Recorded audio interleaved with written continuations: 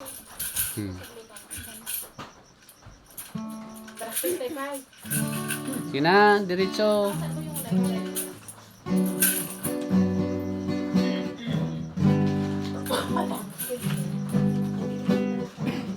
Awitin po natin.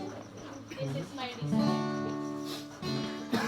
This is my Desire to honor you. to honor you, Lord, with all my heart, Lord, with all my heart, I worship worship you.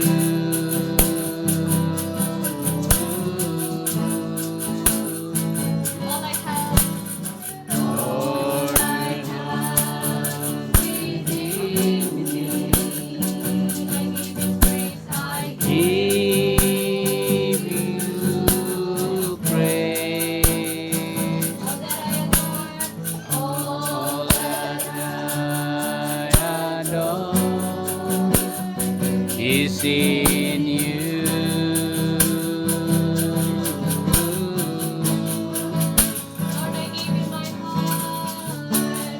Lord, I give you my heart. Lord, I give you my soul.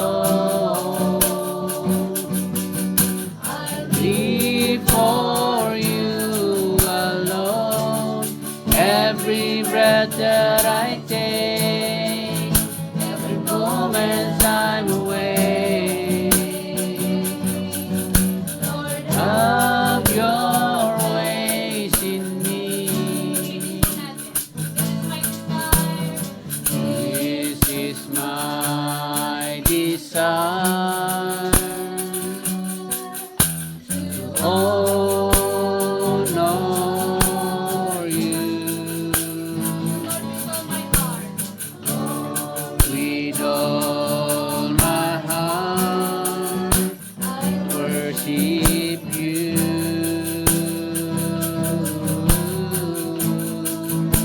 all I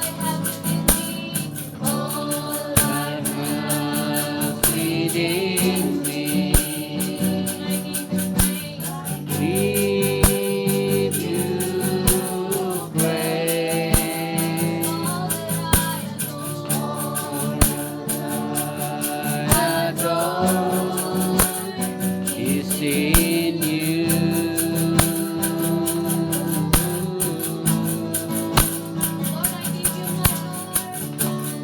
Lord, I give you my heart. I give you my soul. Give for you alone. Every breath that I take, every moment I'm away. Have your ways in me. You my heart, give you my soul. Live for you alone. Every breath that I take, every moment I'm away. Have your ways in me. Have your ways in me.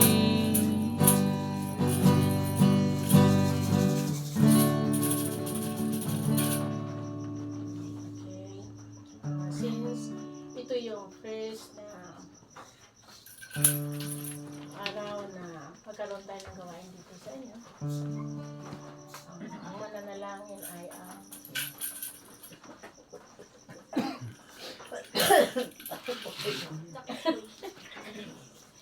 sakit ba kayo? Nuyuyo mo tayo. Sabi kayo na. Okay, so ipanalangin nga rin tayo ni Pastor. Okay. Lord, salamat po sa hapon nito. Ang po nag-isa sa tahanan nito. Dalangin namin na cover this place with your power, this family, Kayo po ang manguna sa kanila. Pagalingin mo ang kanilang karamdaman at anuman ang kanilang pinagdadaanan. Lord, I pray na kayo po ang magbigay ng protection sa bawat isa.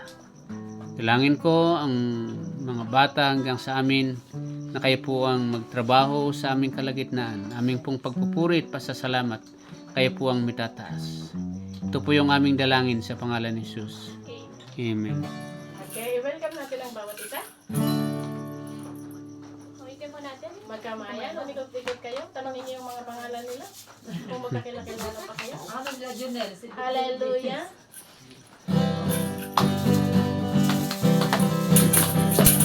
Magkamayan tayo para sa Panginoon,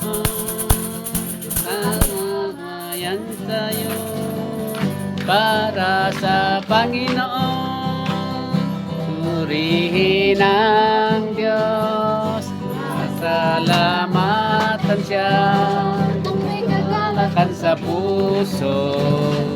Hallelujah. Dan tayo para sa Panginoon. Ikan tayo para sa Panginoon.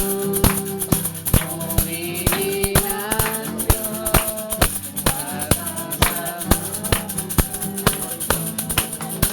sa puso.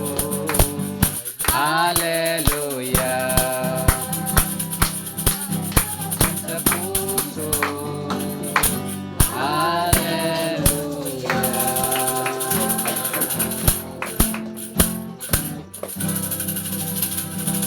Okay. Dapat nakatayo kayo. Kasi sasayaw tayo. Tayo po tayong lahat. Tayo po ay mag-praise and worship. Awitin po natin ang sa biyaya. Magpasalamat tayo sa kabutihan ng Panginoon sa ating buhay. Awitin po natin ang sa biyaya. Ay, ito po ano. Para ikaw yung mag-ano po. Ay, Sibang yan.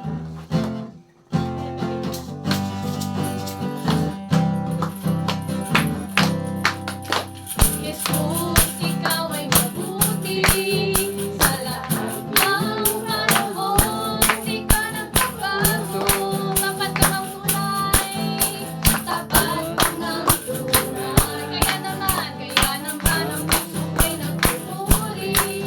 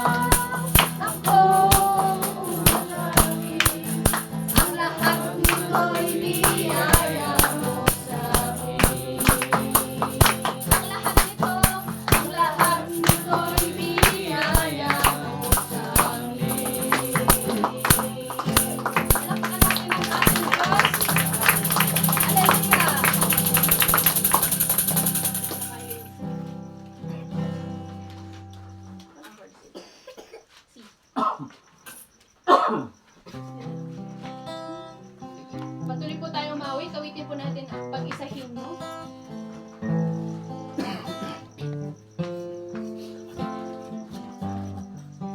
na ito makita mo yung labo. Ayun. Ilapit po natin sa Panginoon ang ating mga dalangin. Ano man po yung bumabagabag sa ating pagpupuri sa Panginoon. Ay, ito po yung pagkakataon natin upang awitin sa Kanya lahat ng ating pagsamba, lahat ng ating pagpupuri, magpasalamat tayo sa kalakasan natin. We are safe and also we are here. Hindi po na hindi aksidente na tayo ay naririto, ngunit tayo ay pinagpala sapagkat narito tayo at nagpupuri sa Panginoon. Awitin po natin pag-isahin. Nagsusumamo, Magpakumbaba, o Diyos, patawarin sa aming sala. Sa pagkabahabahagi, kabahagi, sa pagkakumpi, pagkawalan ng pag-ibig sa isa't isa. Sumamo, nagpapakumbaba, O Diyos, tawarin sa aming sala. Kabahabahagi, sa pagkakampi-kampi, sa kawalan ng isa't isa. Pag-isahin mo ang laman ng ating puso. Pag-isahin mo ang laman ng aming isipan. Likisin ang iyong pag-ibig, likisin ang iyong pagmamahal. Jesus, mahari ka sa aking buhay. Nagsusumamo, nagpapakumbaba, O Diyos, ang isatawarin sa aming sala. Kabahabahagi, kakampi-kampi, tawalan ng pag-ibig mo isa't isa. Pagkaisahin mo ang laman ng aming puso. Pagkaisahin mo ang lahat ng aming isipan. Likisin ang iyong pag-ibig, likisin ang iyong pagmamahal. Jesus, mahari ka sa aming buhay. Pag-isahin mo ang lahat ng aming puso. Pag-isahin mo ang lahat ng aming isipan. Likisin ang iyong pag-ibig, likisin ang iyong pagmamahal. Jesus, mahari ka sa aking buhay. tayo umawit. Awitin po natin ang banal mong tahanan sa aming buhay. Awitin po natin, Panginoon, loobin mo ang buhay ko. Loobin mo ang buhay ko'y laging banal mong tahanan. Luklukan ng iyong wagas na pagsinta. Daluyan ng walang hanggang mga papurit pagsamba. Maghari ka, O Diyos, ngayon at kailanman.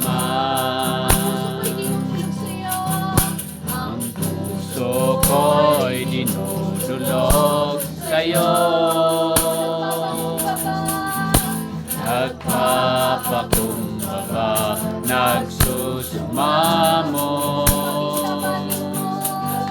sa patin mo. Ikaw ay namasdan, nakaliig ka at sa'yo ay lumisan. Ang puso ko'y dinudulog sa'yo. Nagpapakumbaba, nagsusumamo ikapatin mo. Ikaw ay mamasdan, makaliig ka at sa'yo ay kumisan. Loobin mo ang buhay ko'y naging banal mong tahanan. Luklukan ng iyong wagas na pagsinta. Daluyan ng walang hanggang mga paborit pagsamba. Maghari ka, O Diyos, ngayon at kailanman. Loobin mo ang buhay kong magay banal mong tahanan. Luklukan ng iyong bakal na pagsinta. Daluyan ng walang hanggang mga paborit pagsamba. Maghari ka, O Diyos, ngayon at kailanman. Maghari ka, O Diyos, ang bus ngayon at kailanman. Diyos, ngayon at kailanman. Palakpakan po natin ating Panginoon Diyos. All glory to the Lord. Tinatawag ko po si Pastor upang mag-share na po ng salita ng Diyos. Amen. Thank you.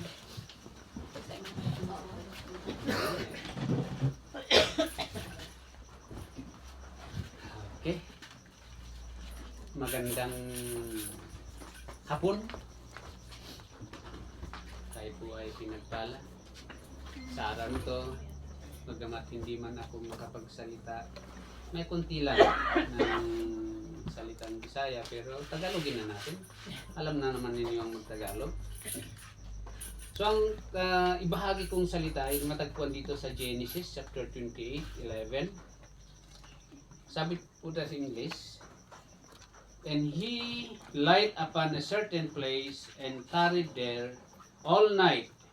At the sunset, and he took a stone of the place and put them in a pillow and lay down in that place where he slept. And he dreamed, and behold, a ladder up to earth and reached heaven, and behold, the angel God ascending and descending." Palain po ng Diyos ang kanyang salita. Manalangin po tayo. Lord, we thank you sa kabutihan mo sa pamilyang ito na kami po ang mag-isa sa tahanan nito na kayo po ang manguna sa bawat isa sa kanila. Dalangin ko ang tahanan nito na kayo po ang manguna dahil kayo po ang Diyos nagbigay ng buhay at kayo rin ang Diyos na may karapatan ng kumuha ng buhay. Dalangin ko, Panginoon, na pagpalain mo ang tahanan at ang lugar nito, ang kanila pong pamilya, bahagi-bahagi man ang wala man ang mga ibang part ng pamilya nila dito na sa Mindanao, but Lord, I pray na kayo po ang aabot sa kanila. Yes. Sa Ilocos, pamilya sa Ilocos, kayo po ang Diyos na magtrabaho sa bawat isa sa amin. Ito po yung dalangin namin sa pangalan ni Jesus. Amen. So ang ipabahagi ko sa hapon nito ay yung pangako. Ang pangako na kung saan ay hindi napapako, no? ang salita dito, dahil ang pinag-usapan natin dito kasi si Jacob, no? Si Jacob kasi may pangako sa Diyos. Mula nung tinawag siya ng Diyos mula sa Haran, mula sa magulang niya na nung tatay ni Jacob, alam niya? Isaac. Mula kay tatay niya ni Isaac, ni panganak yung dalawang magkapatid na si Esau at si Jacob. No. Ang kaugalian ng mga Israel, ang pinagpapala ng ama kapag siya na matanda, walang iba kundi yung panganay. Kaso, may nangyari sa buhay ng magkapatid nito na si Esau at si Jacob. Dahil ang favorite at gustong ipamahagi ng mana at yung kapangyarihan ay kay Jacob. Siya yung pinili. No? Kaya po, maraming pangyayari sa buhay nilang magkapatid na kung saan ay meron yung bininta ni Esau yung kanyang birthright. Dahil lang sa pagkain, nagutom kasi si Esau. Kaya, bininta yung kanyang birthright, yung karapatan ng pagiging panganay. Eh, binigyan naman ni Jacob. So, ang panganay na ay napunta na kay Jacob. Yung huli, yung pagpapala, yung blessings kasi ibibigay ng ni Isaac sana kay Esau. Eh, natunugan ng ina na kasi si Esau kasi yung mabalahibo yung katawan niya. Ang inisip ng ina, dahil siya ang pinaka-paborito ni Rachel yung nanay ni Joseph. Malamiwan na tatlo ang asawa ni Jacob, di ba? Ang asawa niyang si Rachel. Dahil si Laban, yung tito nila, pinapunta ni Isaac na diyan mamimili si Esau ng asawa. Ang problema, bago niya asawain, ikasal yung anak ni Laban, ang kursonada ni Jacob, si Rachel. Tatlo sila, si Leah, Rachel, ano pa yung isa, nakalimutan ko. Kaso, nung sabi ni Laban, kailangan magtrabaho ka sa akin ng 3 to 4 years na taon bago mo asawain yung aking anak. Nagtrabaho naman si Jacob. Nung tinapos ni Jacob yung taon, gusto niyang kunin si Rachel. Kaso ang problema, hindi pwedeng mag-asawa yung bunso na hindi nag-asawa yung panganay. Kaya po ang binigay ni Laban, yung panganay na si Leah. Walang magawa eh. Sabi na magtrabaho ka uli ng ilang taon bago mo makuha yung gusto mo. So, yun ang nangyari. Ang mas bunso kasi si Rachel. Nung tinapos niyang 3 taon, yung pangalawa ulit binigay. Hanggang naasawa yung kaya nakaabot siya ng 12 na anak. Kaya yun po yung pinanggalingan ng 12 tribes. No? Yun yung ang konting introduction. Kaya po, yung final blessings kasi kaya ko kinuwento yan, kasi yung final blessings na mapunta kay Esau, binigay kay Jacob. No? Sabi nararamdaman ni Isaac na mamatay na, sabi niya, Esau, pumunta ka na, manghuli ng yung usa. Nung pumunta na si Esau, itong nanay na si Rachel, naghanda agad ng pagkain na usa. Tapos linagyan ng parang mabalbon yung katawan ni Jacob. Tapos nung nahanda na, naluto na, tinawag si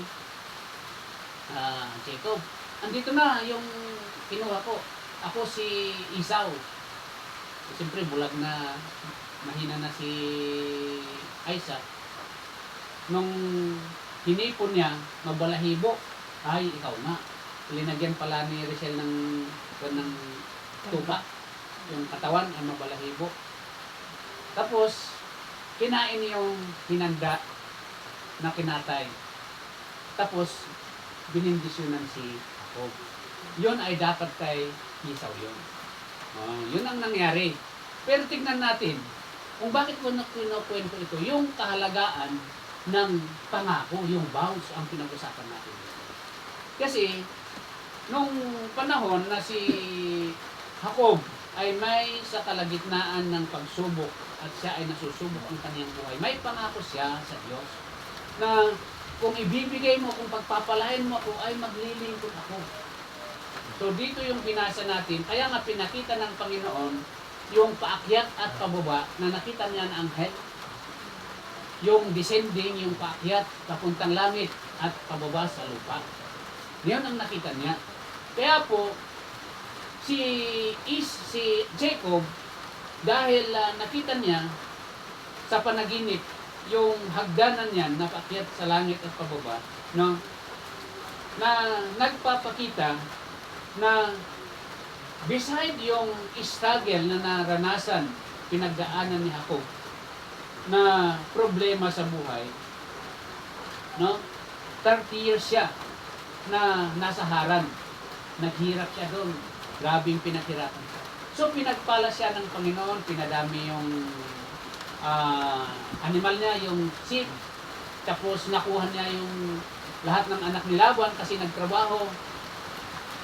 Kahit siya ay ninoko ni Laban dahil yung hindi nga binigay yung gusto niyang asawain, kundi dinaan niya sa parang ginawa niyang alipin. Pinagtrabaho na pinagtrabaho. Kasi siya nga yung pinili, pinagpala nga yung yung tatay na si Isaac. Kaya nasa kanya, kung saan man siya pupunta, pagpapalain din yung tao na pupunta niya. Kaya yung pumunta nung sa tito niya na si Laban, nung nagtrabaho, pinagpala, pati si Laban, pinagpala, dumami yung sheep. Yun po, ang makita natin dito, no, kapag ang isang tao na pinagpala ng Diyos at tinawag ng Diyos, pagpapalain saan ka man na magtatrabaho, pati yung boss mo pagpapalain din. Yun ang nakita natin dito.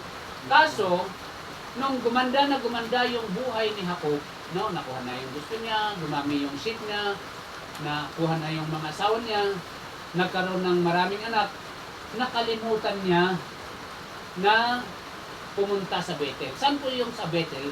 Yung sa Bethel kasi dyan po siya gumagawa ng altar upang maghain para sa Diyos. Nung panahon nun, ang paghahain, sa panahon ngayon, yung pagpupuri, katulad ditong ginawa natin. So, kailangan ng pagpapala ng Diyos kung upang sumasa atin, kailangan gagawa po na tayo ng altar. Hindi naman siguro kailangan na gawin niyo itong parang simbahan na may altar, hindi yun ang ibig kong sabihin. Ang altar ay iyong lugar na kung saan ay may pagpupuri. Amen? Kasi sabi ng Panginoon, if there are 2 or 3, I will be with them. Kung may 2 o 3 na nagtipon-tipon, ako ay sumasa kanila. Kaya po kapag ang Diyos po ay sumasa atin, andyan po yung presensya ng Diyos. At tayo po ay gumagawa ng altar. Yun po yung ibig sabihin nun. Yun po yung nakalimutan ni Jacob na gawin, yung magpuri, maghain sa Diyos. Dahil napalayo, maraming trabaho, marami yung alaga niyang tupa. Yung takin mo, 3 yung asawa niya na ilan yung anak niyang lumawas. No. Hanggang natupad yung 12 na pinanggalingan ng tribes ng Israel. So sabi dito ng Diyos, nangusap sa kanya, after 30 years niya sa Haran, sabi dito na God make Jacob prosper.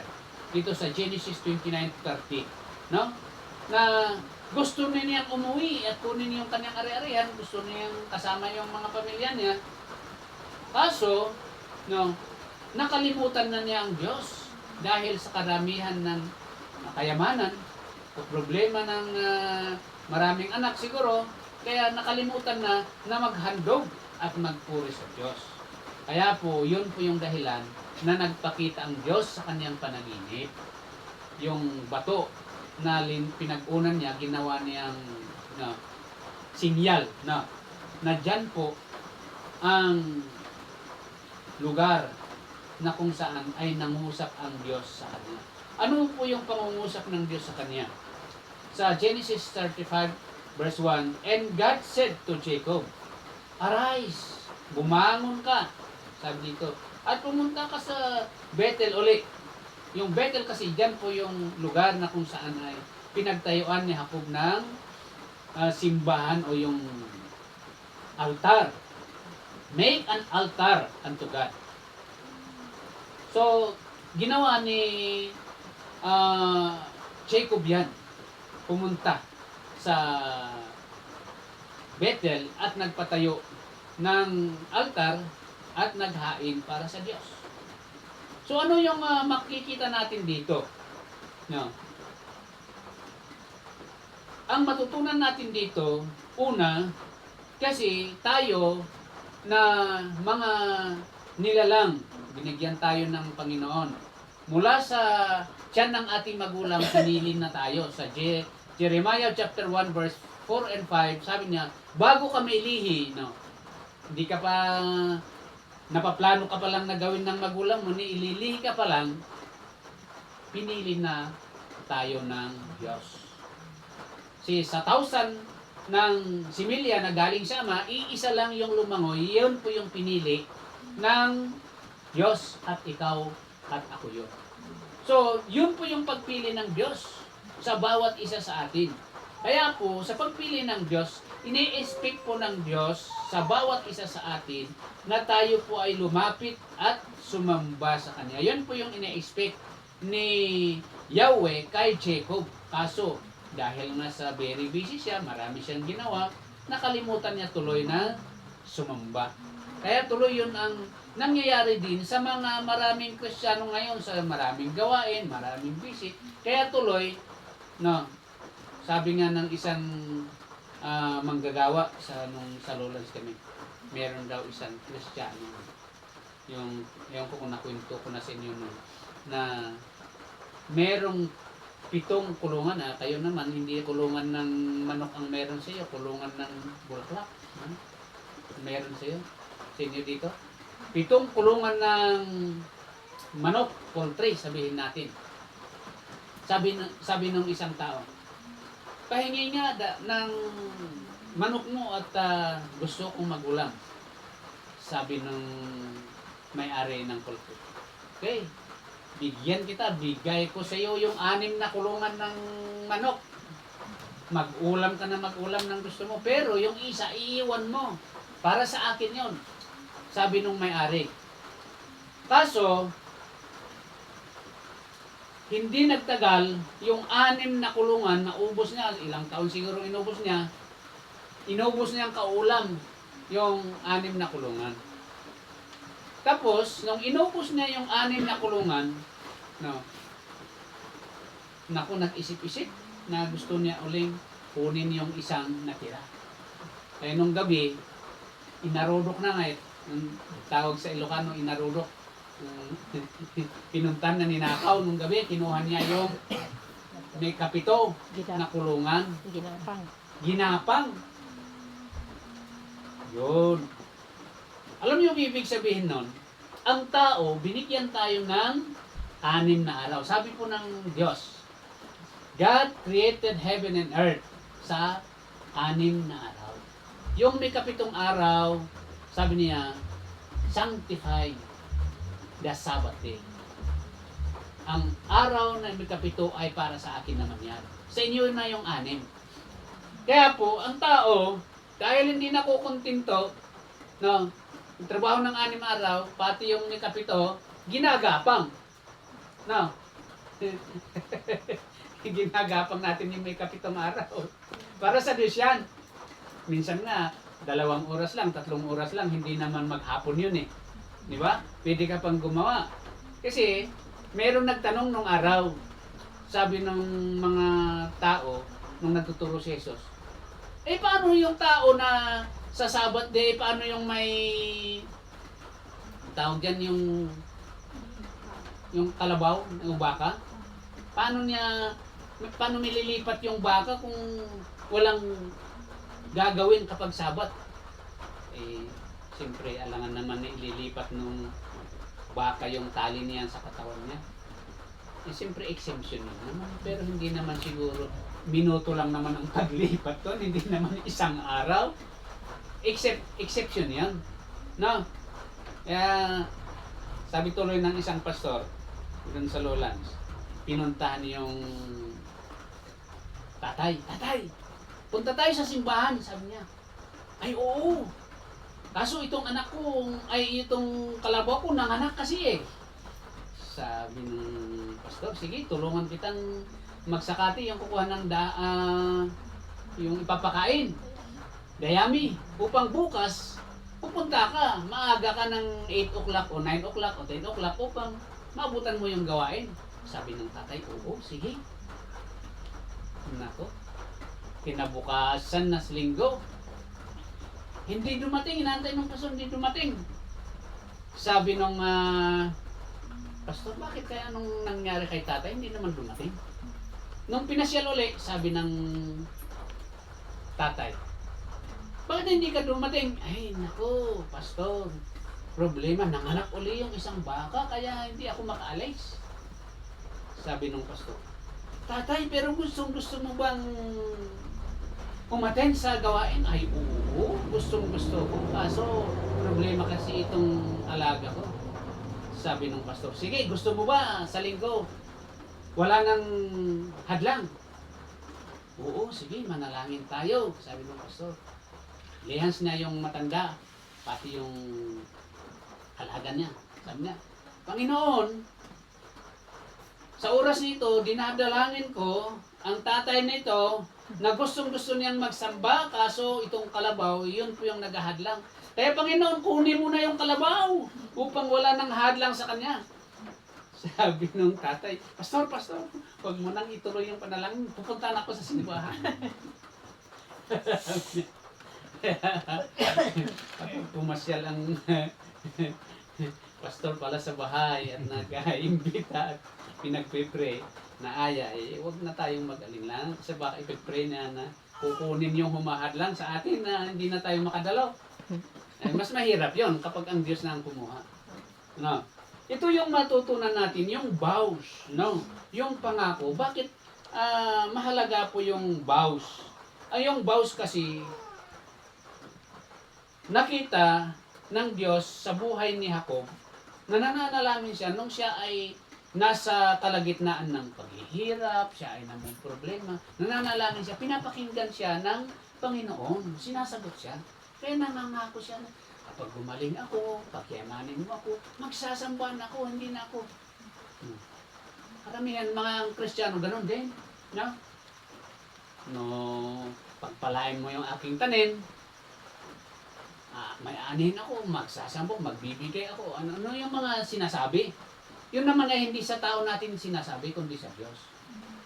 Ang problema, kapag hindi natin ginagawa yon, tulad ng, alam niyo yung, meron isang tao sa Luke, no? Chapter 12. Sabi nung tao sa Gospel of Luke, sabi niya na, let us drink, sabi niya, and be merry. Dahil napuno na yung aking dito pala sa Luke chapter 19 to 20. Luke chapter 12 verse 19 to 20. Sabi dito, I say to myself, I have plenty of good things lay up for many years. Take life and easy, eat and drink and be merry. Sabi na. Marami akong inanay, marami na akong pera, marami nang yun ang sinasabi niya. So, nangusap ang Diyos sa kanya. Ikaw hangal na tao, sabi niya. Dahil ganun ang pananaw mo sa buhay, sa gabong ito, sabi niya, kukunin ko yung buhay mo. Anong mapapala ng mga maraming hinanda mo? Sinong kukuha doon? Saan mo iiwan yan? So, yung point dito kasi, yung the more na tayo po ay pinagpapalat, the more tayo naglilingkod. the more na gumagawa yung Diyos sa atin. Kasi yung gusto ng Diyos, tayo po ay mapasaya, tayo po ay lalong pagpalain at pagpapalain din natin naman yung iba. Eh, yun po yung ginawa niya kay Jacob eh. Kasi nung gumawa si Jacob ng kaniyang altar, may pinakamagandang nangyari dito. No. Ano yung pinakamagandang nangyari dito kay Jacob? No.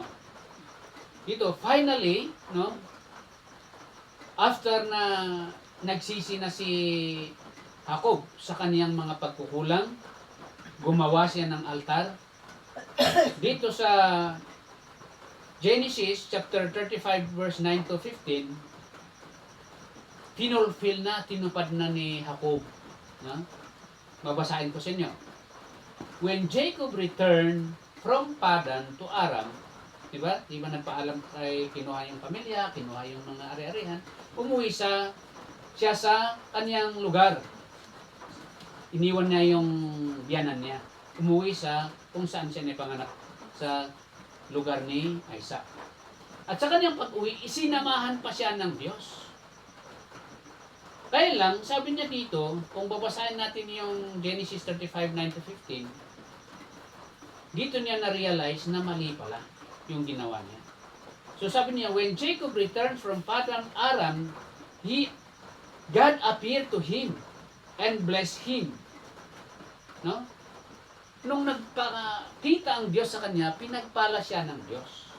Sabi niya, alam kong marami kang pinagdaanan na problema, pero dahil nagbalik ka sa akin at tinupad mo yung pangako mo sa iyong paglilingkod, sabi niya, ikaw Jacob, sabi niya, hindi na Jacob yung pangalan mo, kundi papalitan kong Israel. But you will be no longer called Jacob, but your name will be Israel. Ano ba yung ibig sabihin ni Israel?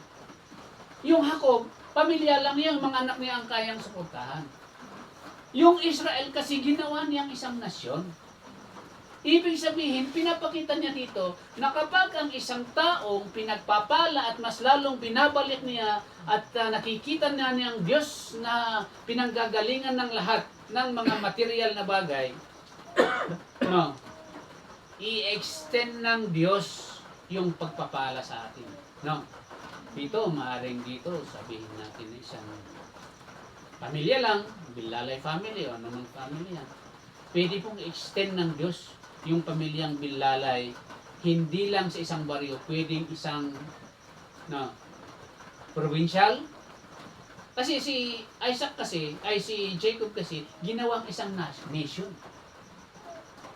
Pinagpala niya. Diyan nagmula yung 12 tribe of Israel. Yung mga anak niya, kahit meron siyang pagkukulang, pero lumapit siya sa Diyos. Tinutuhanan niya yung pangako na siya, Diyos, maglilingkod ako. Gagayahin ko yung aking ama. No? So kaya hindi hadlang pala yung pagkukulang natin sa Diyos. Hindi hadlang yung mga problema na pinagdaanan natin. Basta kikilalanin natin yung Diyos na siya may akda at may hawak ng lahat. Tingnan natin dito sa may warning dito sa Deuteronomy chapter 8 verse 11. May isang tao dito, sabi na, you may say, my power and my strength of my hand has produced this wealth for me.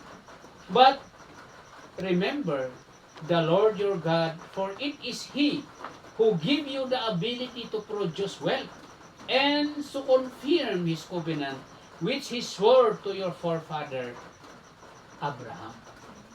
Ang sinasabi niya dito sa Deuteronomy, hindi natin pwedeng pagsabi na dahil sa lakas ko, sa kagalingan kong magtanim, mag-business, kaya ko na pala ito. Hindi natin pwedeng angkinin yan. Kasi ang Diyos ang nagbibigay sa atin ng ability to perform yung mga bagay-bagay. Bago ako maging pastor, matagal din akong nagtrabaho maging gardener sa Bugyas. Lahat ng mga, wala pang Malaysians nun. Nung panahon namin, puro patatas, repolyo, puro gulay. Ang meron nun mga antorium. Mga antorium. Yun lang. Mga Kalalili. rose. Yun ang mga uso nun. Wala pang, hindi pa dumating yung Malaysians na tinatanim. Kaya nun, busy-busy kami halos. Sub-sub kami sa trabaho.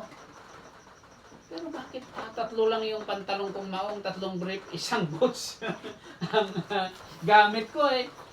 Halos kapag tumama kami, sky is the limit. Pero hanggang doon lang. At tumatanda, sumakit na halos mabali yung aming mga katawan saka ganon ang buhay. Pero tignan nung naman ang Panginoon noong 1986 nung ako ay nakakilala, sumunod ako. Alam kong mahirap ang sumunod sa Diyos, hindi madali. Pero ang kapalit kasi ng pagsunod at paglingkod, may pagpapala na maaring ito ay yung ating health, no? Yung kalakasan natin. Hindi lahat nung isang araw lang yung kasama namin, 36 year old. Maganda yung trabaho niya. Ginibigyan siya ng magandang pagtatrabaho. Kaso hindi na siya makapag samba dahil puyat sa paggugwardya. Pag uwi ng araw, imbis na magsamba, tulog. Ganun nangyari, hindi na malayan na hindi na inabot yung 36 years, biglang na-stroke. Biglang huminto ang trabaho. Lahat na yan, nawala lahat. Eh paano kung ganun yung sinabi niya sa Luke chapter 12? Huwag kang magmatigas sa yung sarili na kayang-kaya mo sa inyo na. Paano kung mamayang gabi kukunin ko yung buhay mo? Magagawa ka ba? Di ba? Hallelujah. Wala tayong magagawa. Kontrolado ng Diyos ang lahat ng pangyayari sa buhay. Bagamat, natural lang na itong kalamidad, dumarating. Pero ang Diyos pa rin, kayang kontrolin, pati hangin, pati tubig, kanyang kontrolin. Pero minsan, pinapabayaan niya kasi ang tao kasi, makulit. Masyadong sakit. Na? Pati yung para sa Diyos, kinukuha eh.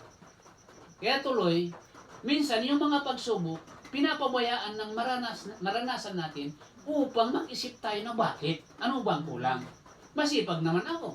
Magaling naman ako. Ano ang kulang?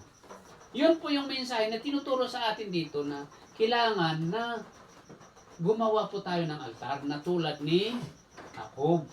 Huwag tayong kalimutan na ang pinakasikreto ng pagpapala ng Diyos sa buhay ng mananampalataya yung paggawa ng altar. Ang altar ay hindi yung altar na ginagawa ng tao nung lumang tipan, kundi yung altar, sabi ko nga, oras na pagsamba. Oras na pagpuri. Na. Kaya po mga kapatid, napatunayan ko yan for almost 34 years sa buhay ko. Hindi man ako pinagpara ng maraming pera, pero yung paglilingkod ko, marami kong nakita na nung na-hospital kami ni Mrs., na-operahan kami ni Mrs., ang lalaki nung binayaran namin, pero nakaraos naman, nabayaran namin. Hindi galing sa amin yung pera, may ginamit ang Diyos upang may provide yung 80,000, yung anak ko, 80,000 din. Lahat kami sila lang tatlo na hindi na-hospital sila pero hindi na-operahan. Diyos ang nag-provide. Hindi lang yon.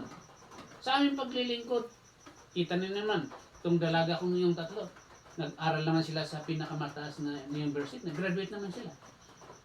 Di ba? Eh anong trabaho ko? Wala.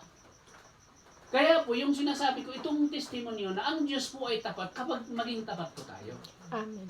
Hindi man ako tinawag na maging gardinero tulad nyo, kasi lahat tayo may kanya-kanyang tawag. Tawag ka ng business, tawag ka ng garden. Pero, pagbutihin mo yung ginagawa mo, nakasama mo yung Diyos. Kasama natin ang Diyos. Kasi mas maganda yung mas masaya ka na nagtatrabaho, hindi mo namamalayan, natatapos yung isang araw. Di ba? Kasi tao tayo na come and go lang ang buhay. Yung sinasabi ng Diyos dito, yung mission natin dito, kung dumating na yung araw na sabi ng Panginoon na, ay, kailangan mo ikaw na ay magpahinga, kung maabot natin yung 70, 80 years old, naabot natin yan, sabi ng Diyos, magpapahinga ka na. Tama na yung sakripisyo mo dahil kapag namatay ka naman, hindi mo naman iuwi, dadalahin yung pinaghirapan mong maraming pera o sasakyan o bahay, iiwan mo naman yan. Di ba? Pero at least, sa kabutihan ng ating ginawa, mayroon tayong legacy na may pananampalataya. Sabi po ng Salmo 127, ang tahanan na kapag hindi ang Diyos, a house, sabi nila, basahin niyo ngayong 127 verse 1.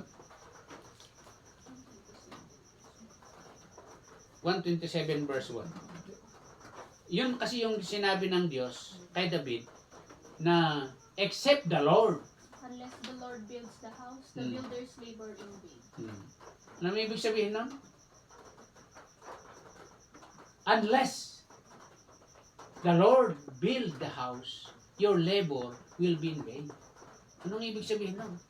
Kahit patayin mo yung sarili mo, 24/7 ka magtrabaho, kapag wala ang Diyos, yung labor mo, yung pinaghirapan mo, wala din mangyari. Walang say-say yun.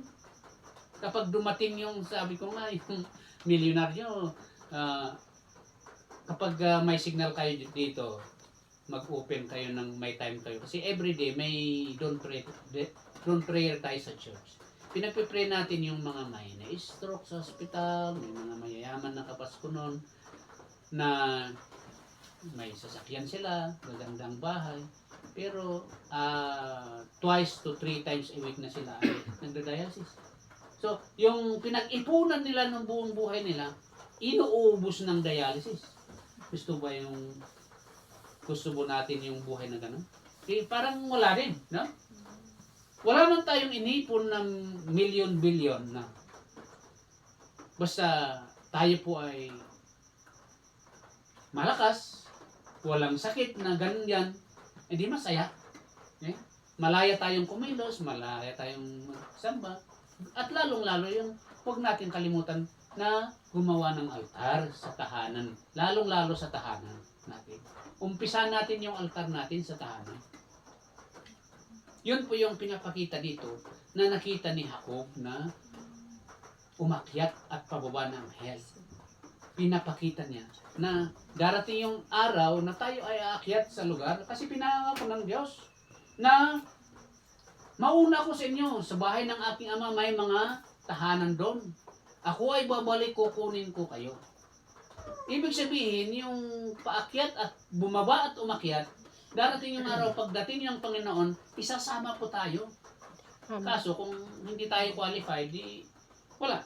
Hindi tayo kasama ng Panginoon doon sa lugar na hinanda niya. Pinangako niya sa John chapter 14 verse 2 and 3. I will go and prepare a place for you and I will come again. And kung saan ako, dyan din kayo titira. So, yung mansion, kung wala tayong mansion dito sa lupa, mayroon mansion na hinanda ng Panginoon. Panginoon pa ang naghanda. Kaya po yung pinapangako niya na habang tayo ay nabubuhay sa mundong ito, tandaan po natin na dapat habang tayo po ay nagtatrabaho, anumang ginagawa natin, kasama natin ang Diyos. Amen. Yun po ang pinapakita niya. Kaya po si Jacob, gaano man siya nagkulang, marami din niyang ginawa, maging bisya, nakalimot, ay pinaalala ng Diyos, kailangan kang bumalik, kailangan kang gumawa, kasi gusto kitang maging nasyon. So paano tayo maging isang nasyon? Paano natin maiiwanan yung legacy sa pamilya na kung tayo ay mawawala sa mundong ito? Siyempre, tignan niyo yung mayaman, kapag namatay na sila, kahit yung mga magagaling, yung insect, na yung Jungsan, di ba nung namatay, wala na. Hindi na sinasabi ng tao, ay magandang tao yan. Wala, nakalimutan na. Di ba? Pag nagsalita yun nung buhay pa, sabi niya, kapag lumabas ako kung ano yung damit ko, yun ang kulay ng sasakyan ko. Ibig sabihin, kapag araw-araw na magpalit ng damit, kung anong kulay, yun ang kulay ng sasakyan niya. Ganon kayaman si Jungsan. Pero ano nga yan? Wala namang sinasabi, ay, si Jungsan ganito, si Jungsan ganito. Wala na, nakalimutan. Ganon ang tao. Kapag lumampas na tayo sa buhay, makakalimutan na tayo. Pero, kung may legacy na naiwan tayo, ay, sabi ng Diyos, pwede pang extend ng Diyos ang territory, hindi lang yung territory natin, pwedeng extend pa ng Diyos ang buhay tulad ng Hezekiah. Nung nagkasakit, sabi ni Isaiah, bukas mamamatay ka na dahil may sakit kang nakakamatay. Pero nalangin si Hezekiah, sabi niya, Panginoon, paano na yung gusto kong mangyari na mangyari dito sa Israel? Hindi ko na matatapos kung kukunin mo yung buhay ko. Kaya po tuloy, nung nakita ng Diyos na tapat at maganda yung hangarin, bumalik si Isaiah, sabi niya, dahil maganda naman yung hangarin mo, pinabalik ako ng Diyos, I will extend your life. I-extend ko yung buhay mo ng 15 years pa. So ganun ang ginagawa ng Diyos. Sa tao na maganda ang hangarin, na mabuhay, na may kasamang paglilingkod sa Diyos. Kaya po mga kapatid ko, sa buhay nito, ang hirap na mabuhay, lalong-lalo na yung mahirap na buti nga medyo bumaba ang bigas eh. Pero mahirap pa rin.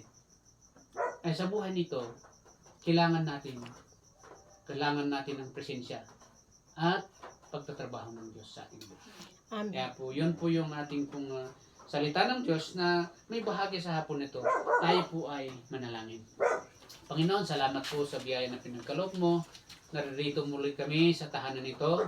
Hiniling ko, Panginoon, na ang tahanan nito pagpalain mo. Ang pamilya ng Bilalay family, itong mga kamag-anak at galing sa Mindanao, I pray, Lord, that touch every family na naririto. Ang mga bata at ang mga pamilya naririto, Lord, hipuin mo sila. Ano man yung kinalalagyan nila, ano man yung pinagdadaanan nila. Yes. Sana, Panginoon, hipuin mo sila upang iangat mo sila sa antas na magtiwala sila sa inyo. Yes, Lord. Pagpalain mo ang kanilang mga pananim. Yes, Pagpalain Lord. mo ang kanilang pinagmulan ng kanilang pang-araw-araw. Yes. Alam ko, Panginoon, wala pong imposible. Pero yung pangako ninyo ay buhay. Hallelujah. Hindi po babalik inyong salita na wala pong gagawin sa amin at sa mga Yes. taong may tiwala sa inyo. Salamat po at ang tahanan nito, nabuksan muli ang altar na pananalangin, Yes. altar na pagpuri at sana kayo po ang manguna sa kanilang puso at buhay. Amen. Na kayo po ang mag-guide sa kanila upang yung pangako mo sa bawat isa sa amin ay maging matagumpay po ang aming paglilingkod. Yes. Salamat, Panginoon. Salamat, Panginoon. Ito po yung aming dalangin. In Jesus' mighty name. Amen. Amen. Amen. Diyan ka. Okay, so mawit po tayo. Mawit muli. Alam niyo yung I love you, Lord? May magpasalamat. Alam niya? Wala. I-memorize na nila yan. Dahil yung internet I love you, Lord. I love you, Lord. For your mercy never fails me. All my days I've been held in your hand. From the moment that I wake up until I lay my head, I will sing in the goodness of God. All my life you have been faithful.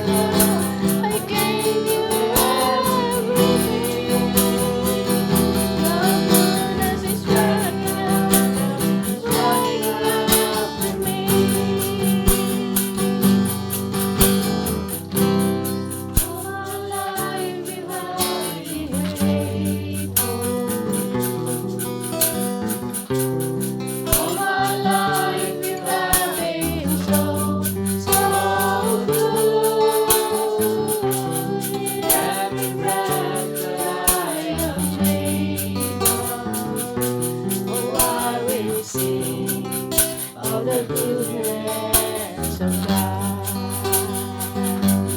I'm gonna sing of the goodness of God.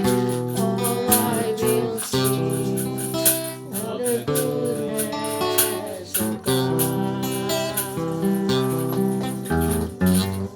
Okay, so bago tayo mag-closing prayer, kung gusto niyong magbigay ng testimony, after na testimony, nung may gustong magpa-pray over, dati kahit nang magpasalamat.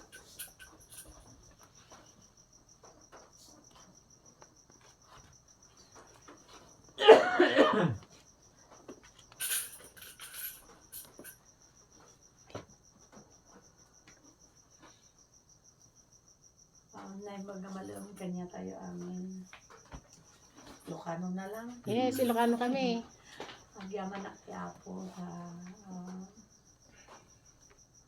Manod, siguro adati ko adati agdua nga bulan. Hanggang nakiki-attend ti church. Hallelujah. When although ada something but intalak mi ti Apo kung namin nga Lord si kaman ti mangupay kanya mi or si kaman Apo ti yung mangusap sa amin kung ano yung dapat gawin namin kasi diyan nga inaawan talaga diyan ganasan nga ko diyan haanmat ko na nga naawan diyan pudot mi nga agserbi ti Apo no angkat diyan nga church kaslan naawan diyan ganas ko nga diyan sumurap talaga nga pangamhaan mat nga ko na nga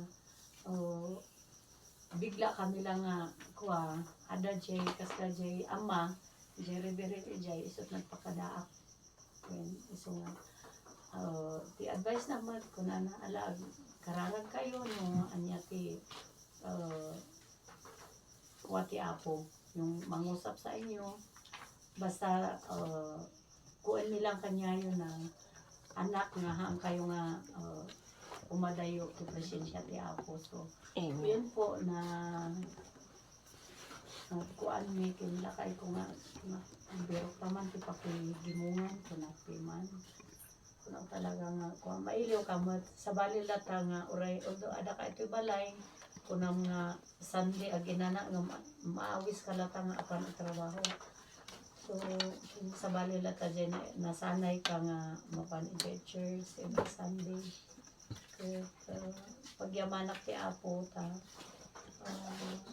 orekas jay nga 5 miis kami nga mapan makinis-misa jay unag ti pagtangan ti Apo nga madaydayaw ti Apo ta iso nalata kanayon ti mang tarabay kanyami protection kanyami iso nga idirabi nagkuak talaga nga kini na nga mabalin ba ti after gimong yun ditakat umay kayo ito'y kunakmat siguro kunakmat kami kadagito'y next Sunday i-check kami church ta hanmat mabalin nga umasasa kami nga dito'y lata ta may isa nga anak ti Apo may isa nga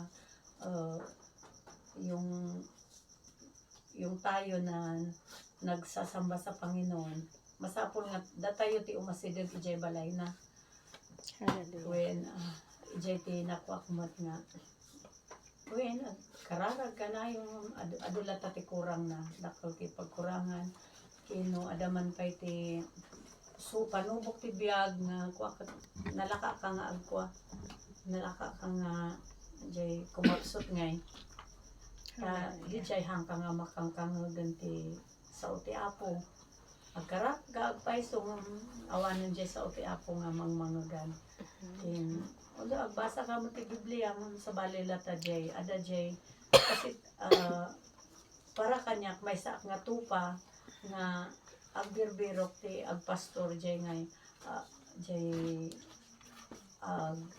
agaywan ti kararwa nga kanayon nga isuti agpakpakan ti sa uti Apo Amen. sa balilata jay nga kwa sa bali jay nagadalam na nabasa ti Biblia sa bali jay mangagang at least nga agnanayon di ay amom kin namruna kat jay mangmanggam nga sao kat magapo jay yung anak ng Panginoon na siya yung itinalaga niya, na siya yung binigyan ng power, na siya yung mag-alaga ng mga tupa niya habang dito pa tayo sa lupa. So, glory to God, or ay mampay nga aduti, marikrik namin, but still God is good. Kada kami, iso nalata ka na yung timang third, di amin nga kasapsapulan ni Agyamanak, nga ada kayo dito kat tulungan na kami nga kwa, agmay sa kami nga kwa. Next Sunday, di jay ko ako nga, umay kami jay church. Glory to God. Amen. Jay ko. Hallelujah. Amen.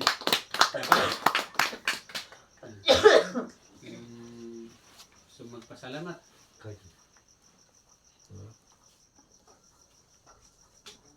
Ito, marami yang people na, sila tita nyo, magturo.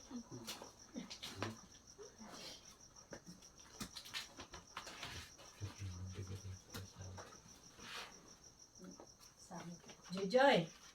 Joy. Mary Joy. Dala diri sinap na ka ipa.